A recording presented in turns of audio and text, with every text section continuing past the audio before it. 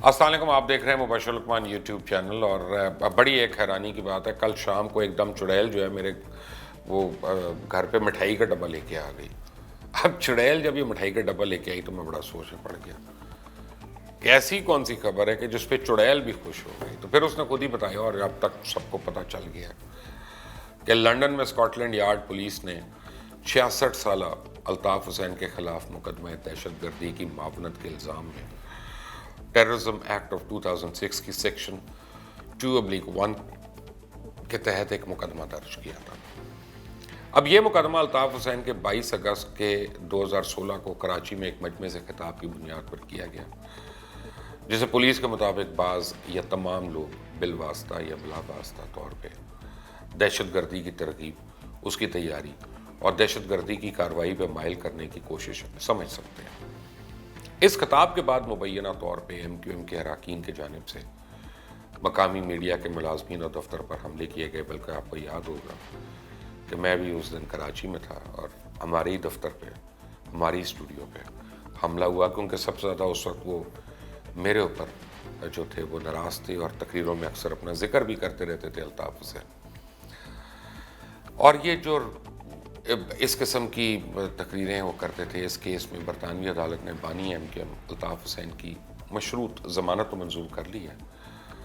تاہم عدالت نے ان کی نقل و حرکت کو مشروط کر دیا، اس پہ شرطیں عائد کر دی. مثلاً عدالت نے کہا ہے کہ بانی ایم کیو ایم پر سوشل میڈیا کے استعمال پر پابندی عائد کرتے ہوئے حکم دیا ہے کہ بانی ایم کیو ایم اب سوشل میڈیا کی تمام ویب سائٹس، اخبارات، ٹی وی چینل سمیت میڈیا سے دور رہیں گے اور وہ اس پہ نہیں ایڈریس کریں گے. بانی ایم کیو ایم جو ہیں برطانیہ اور پاکستان میں کسی عوامی اجتماع سے خطاب کے ساتھ ساتھ ملک کی سیاسی صورتحال پہ تبصرہ بھی نہیں کر سکیں گے.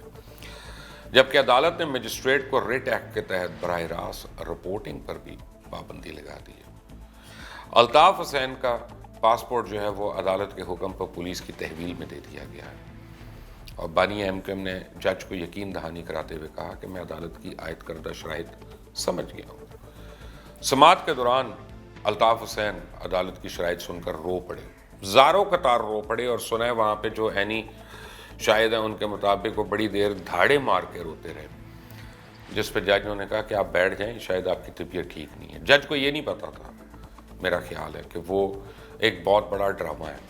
الطاف حسین کو میں نے بہت دفعہ روتے ہوئے دیکھا ہے، جبکہ ایکچولی وہ میں اس کی بھی ڈیٹیلز بتا دوں گا. پر بانی ایم کیو ایم نے جج کو روتے ہوئے کہا کہ کیا وہ اپنے کارکنان سے بھی بات نہیں کر سکتے. تو جج نے حکم دیا کہ وہ سوشل میڈیا سے مکمل طور پہ دور رہیں اور اپنی تقریر کے ذریعے کارکنان سے رابطہ نہیں رکھیں گے تاکہ پاکستان کے اندر اشتعال نہ پھیلے. دوران سماعت جج نے بانی متحدہ سے پوچھا کہ کیا انہیں معلوم ہے ان پر دہشت گردی کے الزامات میں فرد جرم عائد کی گئی ہے. بعد ازاں جج نے الزامات کی تفصیل بانی متحدہ کو پڑھ کر بھی سنائی. اب یہ نفرت انگیز تقریر کے الزام میں بانی ایم کیو ایم ضمانت ختم ہونے پر 4 ماہ میں تیسری باری برطانوی پولیس کے سامنے پیش ہوئے ہیں. اب سوال یہ پیدا ہوتا ہے کہ اتنا ٹائم کیوں لگ گیا. چلیں ٹھیک ہے، ہوں گے کچھ انٹرسٹ، ہوں گی کوئی مجبوری ہے. لیکن برٹن میں نے دیکھا ہے کہ جب پولیس کسی چیز کے اوپر جب وہ چارج شیٹ دیتے ہیں تو وہ اپنا کیس 100% فول پروف کر کے دیتے ہیں تاکہ کوئی کہیں سے نکل نہ سکے. کیونکہ وہاں پہ لاز بڑے سخت ہیں، اسپیشلی ڈیفیمیشن کے لاز جو ہیں. تو اگر پولیس نے کوئی غلط چارج لگا دیا یا کوئی ہلکا چارج لگا دیا اور وہ اس کو عدالت میں ثابت نہیں کر سکتے تو پھر ان کے اوپر جو ہتک عزت کا دعویٰ ہوتا ہے اس میں بہت سیریس اماؤنٹس اور ریپرکشنز اور وہ سب کچھ ہوتے ہیں. لیکن الطاف حسین کا یہ ڈرامے جو ہیں یہ کوئی نئے نہیں ہیں، اس کو کئی سال سے ہم لوگ ایکسپوز کر رہے ہیں. میں آپ کو بتاؤں کہ ابھی تک میں بالکل بڑے وثوق سے آپ کو بتا رہا ہوں کہ انڈیا کی خاص لابی جو ہے وہ بڑی سرگرم رہی ہے پچھلے کچھ سال میں الطاف حسین کو بچانے کے لیے. اور اس میں کوئی دو رائے نہیں ہے کہ الطاف حسین جو ہیں وہ را کے پے رول پہ تھے. اور آپ یہ دیکھیں کہ ان کے سیکٹری فائنانس جو تھے طارق صاحب، وہ بھی اور دیگر لوگ ان کے نام لیے جا چکے ہیں اور وعدہ معاف گواہ بھی بن چکی ہیں. پہلے خود ایم کیو ایم کے جو اصل قائدین ہیں، چاہے وہ انیس قائم خانی ہو جو سب سے بڑے ان کے آرگنائزر تھے، اور جن کے سر کے اوپر ایم کیو ایم چلتی رہی ہے، ان کی آرگنائزیشنل سکل کو خود بانی ایم کیو ایم تسلیم کرتے ہیں. پھر مصطفیٰ کمال جو biggest poster boy M Q M کے رہے ہیں آج تک، ان دونوں نے جب ایم کیو ایم سے علیحدگی کی تو اس کے بعد جو کاری الزامات انہوں نے لگائے اور ضربیں لگائیں، اس پہ اصولاً تو اس پہ بہت پہلے تحقیقات ہو جانی چاہیے تھیں، شروع ہو جانی چاہیے تھیں، جو کہ نہیں ہوئیں. حالانکہ مصطفیٰ کمال نے اور انیس قائم خانی نے، رضا ہارون نے، ڈاکٹر ثقیر نے، انیس ایڈوکیٹ نے، ان سارے ساتھیوں نے بہت زیادہ ایویڈنس جو ہے اور مواد جو ہے وہ عوام کے آگے، پریس کے آگے، میڈیا کے آگے، عدالتوں کے آگے انہوں نے رکھا، اور انہوں نے کہا کہ ہم کسی بھی احتساب کے لیے تیار ہیں اور ہم شرمندہ ہیں کہ ہم نے اس شخص کا ساتھ دیا. میں نے خود اس شخص کے متعلق بہت کچھ دیکھا ہے، بڑی قریب تھا میں ایک زمانے میں ان کے ذاتی طور پہ. تو ایک ہوتا ہے بائی پولر، یہ تو میرا خیال ہے کوئی کوڈرو یا پتہ نہیں کتنے پولر ہیں اس کے، تو کئی چہرے ہیں اس آدمی کے. تو ایک سیکنڈ میں روتا ہے، ایک سیکنڈ میں ہنستا ہے، ایک سیکنڈ میں گانا گاتا ہے، اور ایک سیکنڈ میں کوئی کسی کو مارنے کا بھی تیار ہو جاتا ہے. یہ وہ آدمی ہے کہ جو اپنے ہی لیڈرز کو، اپنی ہی ورکروں سے اس نے، آپ یاد کریں 9/0 میں کتنی کوٹ بھی پڑوائی کہ فاروق ستار جو تھے ان کو باتھ روم میں چھپ کے اپنی جان بچانی پڑی. کوئی جو دیوار ٹاپ سکتا تھا دیوار ٹاپ گیا، بڑی بری حالتیں ہوئیں. لیکن اس شخص نے ایک دفعہ نہیں، دو دفعہ نہیں، میرا خیال ہے کہ درجنوں دفعہ اس نے پاکستان کے خلاف جو ہے اکسایا ہے. پاکستان کے جو ستون ہیں ادارے، چاہے ہماری عدلیہ ہو، چاہے ہماری فوج ہو، چاہے ہماری پارلیمنٹس ہوں، ہماری سینٹ ہوں، ان کے خلاف اس نے لوگوں کو اکسایا ہے.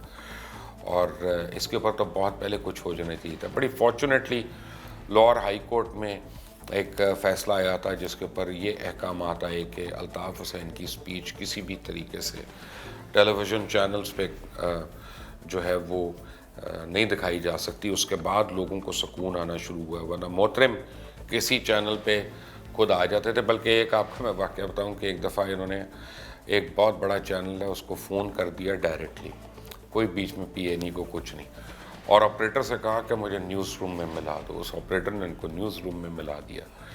اب نیوز روم میں کیا ہوا کہ شاہ محمود قریشی کی ایک بہت اہم تقریر شروع ہو چکی تھی جو اس وقت پارلیمنٹ میں وہ کر رہے تھے، اور اس دن کی وہ بہت ہی اہم اور امپورٹنٹ تقریر تھی پاکستان اور انڈیا کے تعلقات کے حوالے سے اور دیگر چیزوں کے حوالے سے.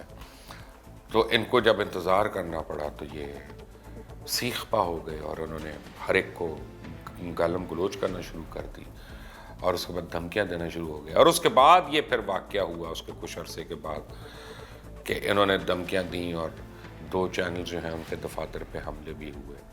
تو یہ پہلی باری انہوں نے نہیں کیا. خود میرا نام جو ہے ایک ایسی لسٹ میں آیا جو سندھ رینجرز نے ہائی کورٹ میں جمع کرائی کہ جی یہ 3 درجن لوگ ہیں جن کو قتل کرنے کے لیے احکامات دے چکے ہیں بانی ایم کیو ایم، اور اس میں سر فہرست میرا نام تھا. جسے اللہ رکھے اسے کون چکھے. اور بڑا کچھ ہو چکا ہے، اس پل کے نیچے سے بہت پانی گزر چکا ہے، لیکن امید ہے کہ اب انشاءاللہ انصاف ہوگا. ایک کام اور کیا ہے اس عدالت نے، برطانوی عدالت نے کہا کہ اس کے گھٹنے کے ساتھ ایک مائکرو چپ لگے گی اب وہ سرجری کے ساتھ. وہ چپ کیا ہے کہ بھائی صاحب ٹوائلٹ تک جائیں گے نا تو وہ ریکارڈ ہوگا، وہ وہاں سے نکلیں گے تو ریکارڈ ہوگا، ایک گھر سے دوسرے گھر جائیں گے ریکارڈ ہوگا، دودھ خریدنے یا اپنے پیمپر خریدنے جائیں گے تو وہ بھی چیز ریکارڈ ہوگی. اور ان کا کہ رات کو 12 بجے سے صبح 9 بجے تک آپ اپنے گھر سے کہیں نہیں جا سکتے، کیونکہ ان کا بھی پتہ ہے وہ اس حالت میں نہیں ہوتے کہ 12 بجے سے صبح 9 بجے تک کسی سے بات کریں، تو جب بھی یہ جائیں گے کچھ کریں گے تو کوئی گھٹیا حرکت ہی کریں گے. عدالت ان کو اچھی طرح جان گئی ہے. اس کا مطلب یہ بھی ہے کہ پولیس نے جتنے الزامات الطاف حسین کے اوپر لگائے ہیں، عدالت نے ان میں سے بیشتر کو تو تسلیم کر لیا اور یہ سوچ لیا، سمجھ لیا کہ یہ خطرناک آدمی ہے، یہ مجرم ہے جس کے ایما پہ دہشت گردی ہو رہی ہے، اور اب اس کی مزید تحقیقات کی ضرورت ہے اور اس کو روک لیا جائے اور اس کو پابند کر لیا جائے کہ اس کی زبان اور ہاتھ سے کسی اور کو نقصان نہ ہو. شاید اگلے چند دنوں میں ڈاکٹر عمران فاروق کی بیوہ جو ہیں ان کا مزید ضمیر جاگے، جیسے ابھی تو وہ کہہ چکی ہیں کہ عمران فاروق کے قتل کے پیچھے اس کے ہاتھ ہیں، لیکن ابھی تک وہ کیوں چپ رہی، تو وہ بھی باتیں بتائیں گی. اور وہ بھی یعنی اس کے شواہد بھی دینے پڑیں گے ان کو، ان کے ایویڈنس بھی دینے پڑیں گے، اور میں یقین سے کہہ سکتا ہوں کہ اس کے بعد پھر الطاف حسین کا بچنا جو ہے بہت مشکل ہوگا۔ آنے والے دنوں میں آپ کو الطاف حسین کا اصلی چہرہ، بدنما چہرہ، وہ بھی دکھاؤں گا۔ Stay tune, do not forget to subscribe and do not forget to like. اللہ حافظ۔